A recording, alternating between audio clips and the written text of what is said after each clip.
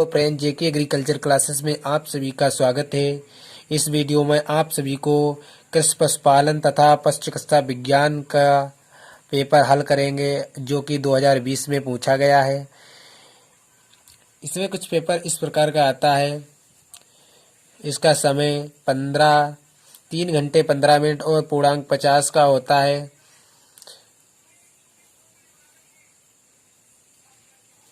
और इसे खोलते हैं अभी।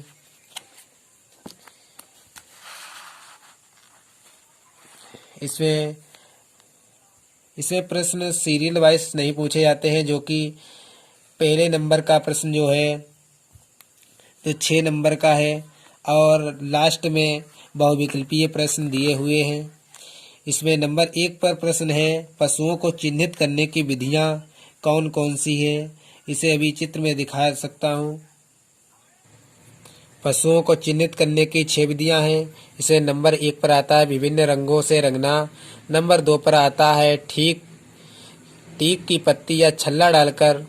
नंबर 3 पर आता है गर्म लोहे से दाग लगाकर चिन्हित करना। नंबर 4 पर आता है कानों में छेद करके अथवा किनारे काटकर चिन्हित करना।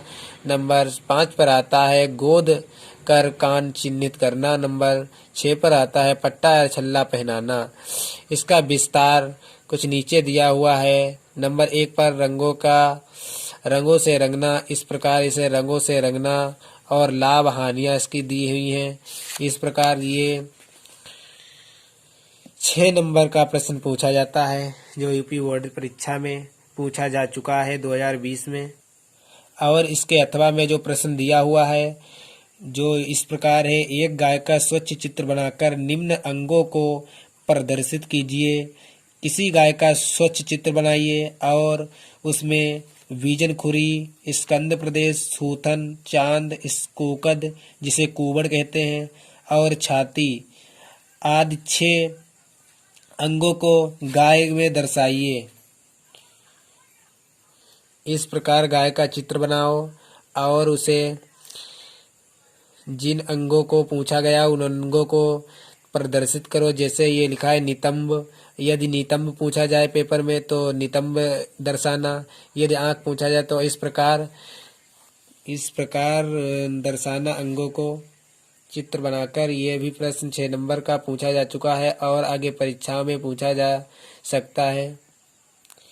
प्रश्न नंबर 2, गाय की उम्र ज्ञात करने की कौन कौन सी विधियां हैं, इनका विस्तार से वर्णन कीजिए।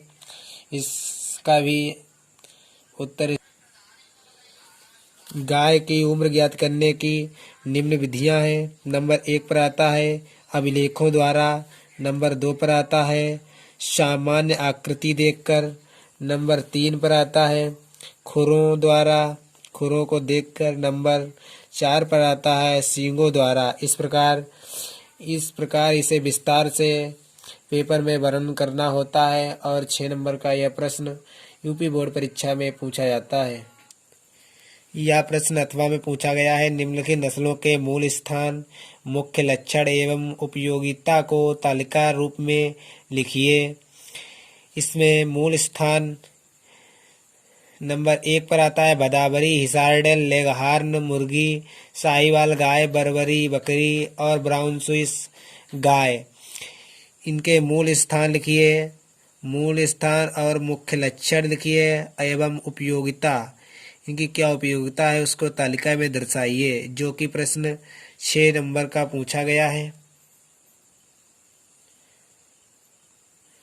नंबर 3 पर आता है अंडा उत्पादन के दृष्टिकोण से आप मुर्गियों के कौन कौन सी विशिष्ट नस्ल पालने की राय देंगे। इसके आहार तथा प्रबंधन के सामान्य सिद्धांतों का विवरण दीजिए। इस प्रकार का प्रश्न पूछा गया है। और जैसे अधिक अंडा देने वाली गाय व्हाइट लेगहार्न है और इसके बारे में पूर्ण विस्तार कीजिए और कुछ अन्य नस्लों की मुर्गियों के बारे में बताइए। इस प्रकार उनके आहार के बारे में लिखिए। इस प्रकार के प्रश्न यूपी बोर्ड परीक्षा में 6 नंबर के पूछे जाते हैं। अथवा में दिया है, किसी अच्छी नस्ल की गायों का दूध उत्पादन बढ़ाने एवं उनके नियमित ब्याने के लिए पशुपालक को किन प्रमुख सिद्धांतों का पालन करना चाहिए, सविस्तार लिखिए।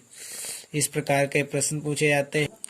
गाय का दूध बढ़ाने हेतु कुछ इस प्रकार क्रियाकलाप करना चाहिए। निम्रता, नम्रता का व्यवहार और रोग, पशु की परीक्षा, ये रोग है या नहीं, गौशाला की सफाई, खुरेरा करना, व्यायाम करना, गोदोहन की विधियाँ और गोदोहन के कुछ नियम। गोदोहन की विधियाँ हैं पूर्ण हस्त विधि, चुटकी विधि, अंगूठा विधि। इस प्रकार सभी का वर्णन कीजिए। प्रश्न नंबर 4, किसी उत्तम गाय के लक्षण लिखिए। इसे भी देख सकते हैं। जब गाय या भैंस खरीदी जाती है तो उसके लक्षणों को किस प्रकार देखा जाता है। नंबर 1, लक्षण, दुधारू पशु का शरीर नस्ल के अनुरूप सुसंगठित एवं क्षमता युक्त होना चाहिए। नंबर 2, उसका शरीर त्रिकोण आकृति का होना चाहिए। नंबर 3, पशु सीधे स्वभाव का होना चाहिए, वह सिर से मारने वाला ना हो। नंबर 4, पशु के आयन का विकास में फैलाव अच्छा तथा पिछली टांगों के बीच ऊपर एवं पीछे की ओर अधिक होना चाहिए। दुग्ध दर्पण छोटा एवं आयन के पिछले हिस्से पर त्वचा सिकुड़न नहीं होना चाहिए। पशु का चेहरा देखने में सुंदर एवं आकर्षक होना चाहिए। पशु के थन समान लंबाई के एवं समान दूरी पर स्थित होना चाहिए। दुग्ध सिराएं उभरी हुई, टेढ़ी मेढ़ी एवं संख्या में अधिक होनी चाहिए। पशु की त्वचा पतली, ढीली, मुलायम, चमकीली होना चाहिए। पशु शुद्ध जाति का होना चाहिए जिसका व्यांत काल 290 से 310 दिन का होना चाहिए। पशु के 2 ब्यात का अंतराल 12 से 13 माह होना चाहिए, इससे अधिक ना होना चाहिए। इस प्रकार के लक्षण 4 नंबर के पूछे जाते हैं और इन लक्षणों को 4 ही लक्षण लिख सकते हैं।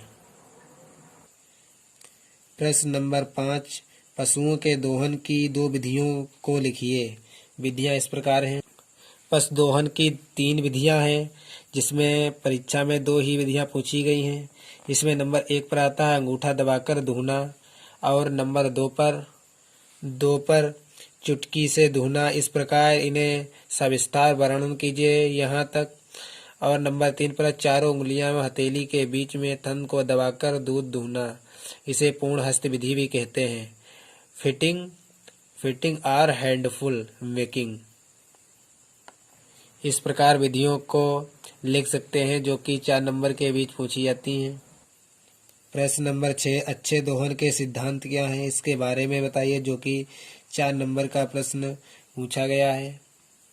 अच्छे दोहन के सिद्धांत: शरीर पर लगी गंदगी को हटाना, बर्तन साफ करना, ग्वाले की सफाई और गाय का स्वस्थ एवं स्वच्छता होना, दुग्धशाला की सफाई, दूध दुहने वाले ग्वाले की स्वच्छता एवं वह सभी होना चाहिए, चारा एवं दाना खिलाना पिलाना, पर्याप्त शुद्ध एवं जल का प्रबंध होना, दूध दुहने के ढंग में सफाई, दूध दुहे जाने के बाद दूध का प्रबंध करना।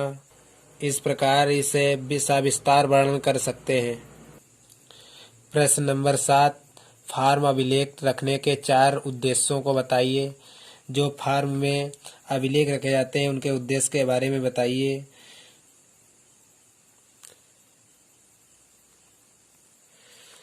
फार्म अभिलेख के उद्देश्य ये उत्पादन अभिलेख है और या प्रजनन अभिलेख है। इस प्रकार आहार अभिलेख और स्वास्थ्य अभिलेख, इस प्रकार के अभिलेख होते हैं जिनका वर्णन किया जाता है। प्रश्न नंबर 8, कृत्रिम गर्भाधान के लाभ बताइए, जो कि इस प्रकार हैं।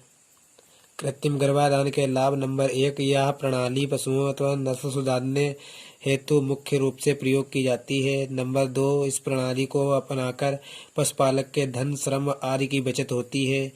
प्रश्न नंबर ऑप्शन 3, कृत्रिम गर्भाधान द्वारा आकार में अधिक छोटी व अधिक बड़ी अथवा अपंग गाय को प्रजनन कराया जा सकता है। और ऑप्शन 4, इस प्रणाली में बहुत सी गायें और भैंसों को गाभिन कराने के लिए अच्छी नस्ल के केवल कुछ ही साँड की आवश्यकता होती है, यथा फालतू साँडों को बढ़िया करके कृषि के कार्यों के लिए उपयोग में लाया जा सकता है। इस प्रकार इसे लिख सकते हैं 1, 2, 4, 5 ऑप्शन को।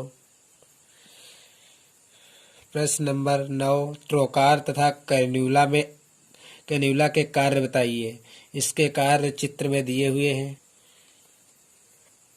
ये ट्रोकार और इसे कैन्यूला कहते हैं। इसे ट्रोकार कहते हैं और इसे कैन्यूला कहते हैं। इसके कार्य के बारे में, इन दोनों के कार्य के बारे में पूछा गया है। प्रश्न नंबर 10, लेक्टोमीटर तथा विटारोमीटर में अंतर। लेक्टोमीटर विटारोमीटर में अंतर कुछ इस प्रकार है। प्रश्न नंबर 11, गौशाला की सफाई करने की विधियां बताइए। यह भी 2 नंबर का प्रश्न पूछा गया है और इसका उत्तर कुछ इस प्रकार है। गौशाला की सफाई करने की 3 विधियां हैं। नंबर 1, नियमित रूप से प्रतिदिन सफाई, सामूहिक सफाई और आकस्मिक सफाई। इस प्रकार सफाई की विधियां भी लिख सकते हैं।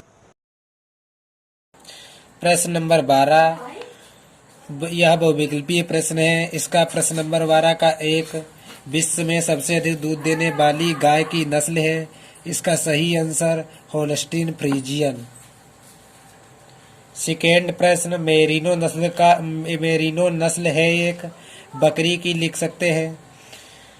और प्रश्न नंबर 2, थर्ड, निम्नलिखित में से दलहनी चारा की फसल है। इसका सही आंसर बरसीम एक दलहनी चारा है। इसका कुल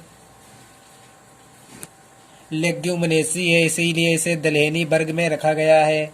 स्ट्रिप कप परीक्षण किस बीमारी में किया जाता है। इसका सही आंसर थनैला रोग में स्ट्रिप कप परीक्षण किया जाता है। प्रश्न नंबर 4, प्रश्न नंबर 5, अंडे में प्रोटीन पाया जाता है 13%। प्रश्न नंबर 13 का फर्स्ट, बकरी का मांस कहलाता है। इसका सही आंसर चेवन कहते हैं।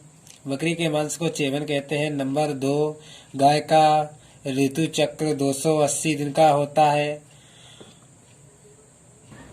थर्ड प्रश्न, विदेशी गाय का वैज्ञानिक नाम है बास टारस। फोर्थ, पश्मीना ऊन कश्मीरी नस्ल की बकरी से प्राप्त होती है। फिफ्थ, गाय में दूध जर रक्त में कैल्शियम की कमी होती है, इसलिए दूध जर आता है।